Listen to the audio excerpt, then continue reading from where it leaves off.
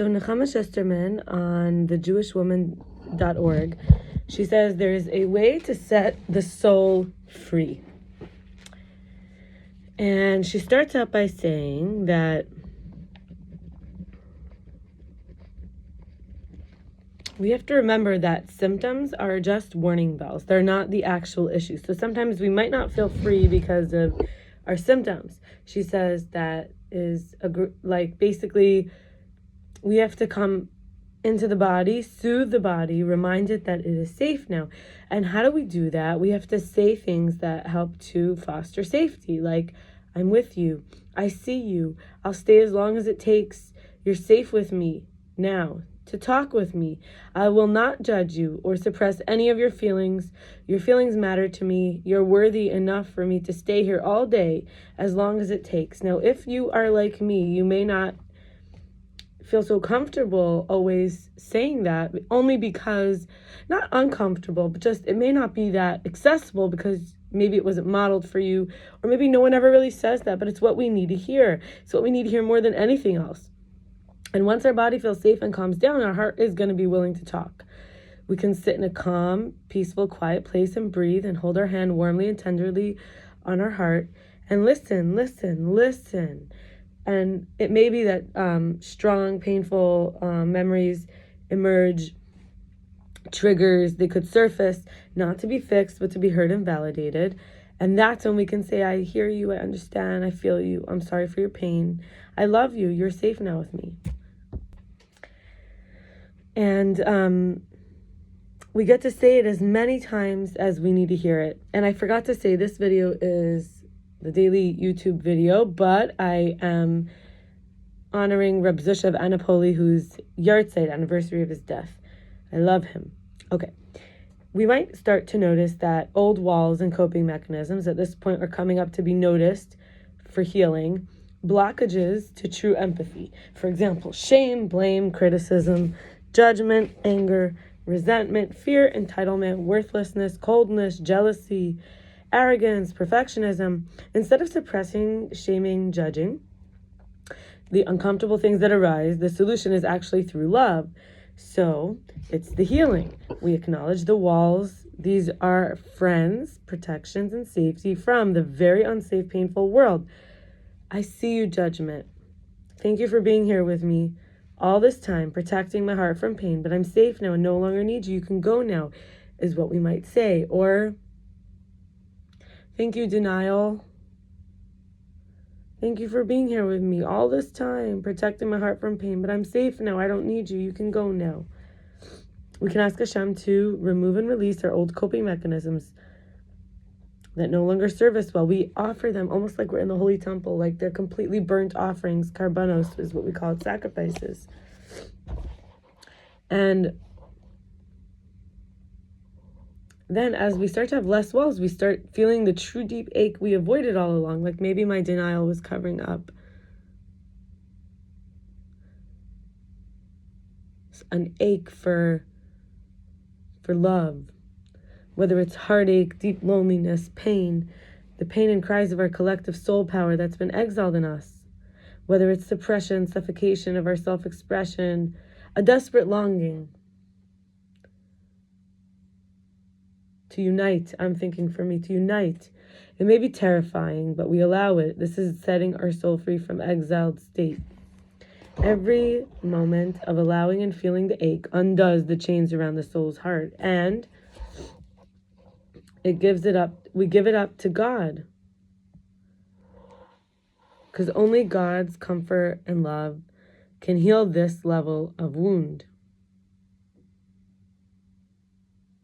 I was thinking for me, just as a pause, that there was a time period where I was desperate for affection in my childhood, and my parents in their separate beds had me sleep on the floor.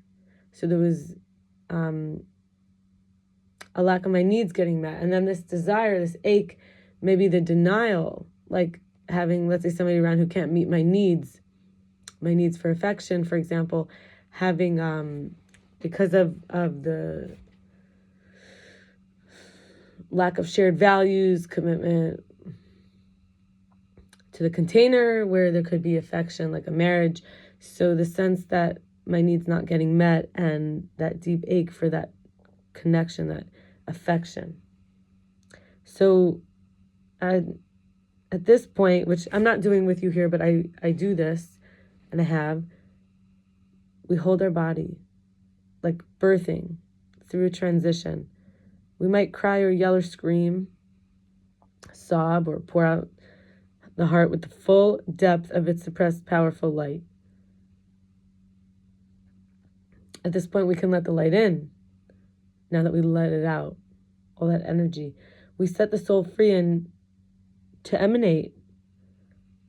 We gave it release and comfort for more desire, in order to emanate out self-expression, vulnerability, pleasure, love. And we have to repeat this as many times as needed. And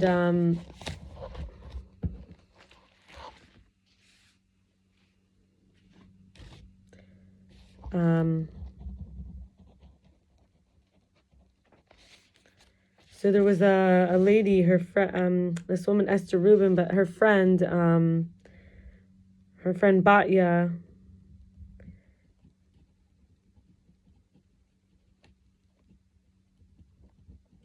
So she said on WhatsApp something. So I really don't know the name of the actual person.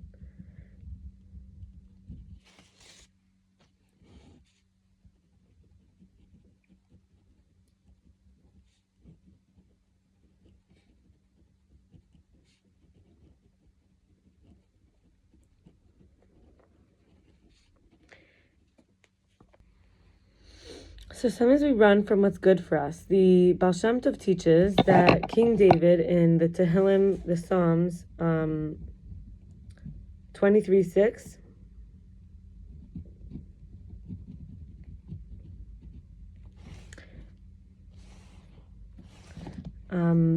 he asks Hashem that the goodness should pursue him despite himself. He says, "May only goodness and kindness pursue me all the days of my life." So the Baal Shem Tov teaches that this is Parshas Vayishalach. Anyway, so people are not always wise enough to think they know they know always what's in their best intent and even interest, and even sometimes the good is running after someone, running away because she or he doesn't know the benefit and success of it. That Hashem is mercifully trying to shine His light and deliverance on them. So even when one doesn't have enough insight to accept these things, and even we run from it, King David begs Hashem that to still have the good pursue and overtake him. And I want to share from a 12-step group, the literature, like when obsessed, we may tell ourselves. So this would be examples of maybe like those blockages we talked about, like the romantic obsession that's fear-based. It's all about abandonment, rejection, loneliness. It's almost like the attachment is to monitor, kind of. Like, so this is like, specifically in the group program of SLAA, sex and love addiction and avoidance. So the object of our obsession can make us feel secure and content. These are the ideas that we tell ourselves. So we might even call them delusional. Our peace of mind depends on them acknowledging us, giving us what we want. We love the other person even though we don't respect their limits, shortcomings, or boundaries. Love, right? Quote unquote love. The other person represents a lifestyle we want but are being denied. Our current friendships feel flat and meaningless. The other person is judging us and has found us failure, inadequate, or pathetic. We might be comparing ourselves with those who appear to have it all. We tell ourselves we're helpless, defeated. We might distort our personalities, making ourselves liars, victims, cheats, or even violent. And we destroy any sense of purpose or mission we may have had. I want to share from the Mitteler Rebbe Kuntres Hahispaalus, as transmitted by Mila Schneiderman in her Inner Fire class.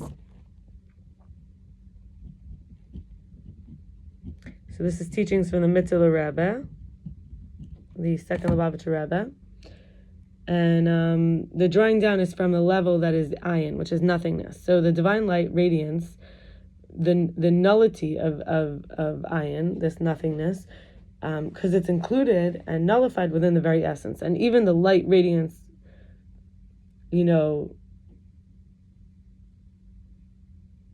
contracted, completely concealed in every way. the emptiness of the light. And from this emptiness comes into being a created yesh, a thingness, in a state of limitation. Because even the small trace of light, even if the small trace of light were revealed, it would be in a state of Ein Sof, infinity. A newly created limited yesh could not come into being. But because the divine light's concealed completely, there's the new light which comes into being called the resultant light, the revelation of the created being as a finite bounded yesh, a thingness. This emptiness is not an absolute empty void, God forbid, rather only a lack of revelation from the perspective of the receivers, but the essence of the light dwells in complete fullness, even within the limited space, exactly as at the beginning, without any changes at all. And moreover, God, is the one who affects the contraction, concealment, and also limitation that's produced by the tzimtzum, the contraction, the withdrawing of the existence for making space, and which is the creation of the finite yesh, that which is a thing, it exists.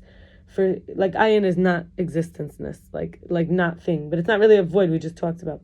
For since he, the Ein Sof, the endless, the infinite, since he is Ein Sof, endless and infinite, thus he's able to limit and contract himself. So I want to wish everybody Chodesh Tov, a good new month. Aquarius is great for out of the box. Aquarius is Shvat, it's an air sign. So, air feeds the inner fire. And also the emotional container, it also has a bucket which contains the emotions in such a way that we get fresh perspective, new angles. It's all about also it's Saturn, is the ruling planet. So it's all about getting stuff done, new connections, managing and responsibility and handling things and coping and work and really the clarity, and mental health, creativity, problem solving, out of the box thinking, big picture thinking, good, these ideas like out of the box ideas is what I meant. I don't know if I mentioned humor and new connections, and also interestingly healing the relationship with the Father. May we all be blessed with ease and health and acceptance, and our souls being free. It's beautiful energy for this month, and I wish you all the best. Bye bye.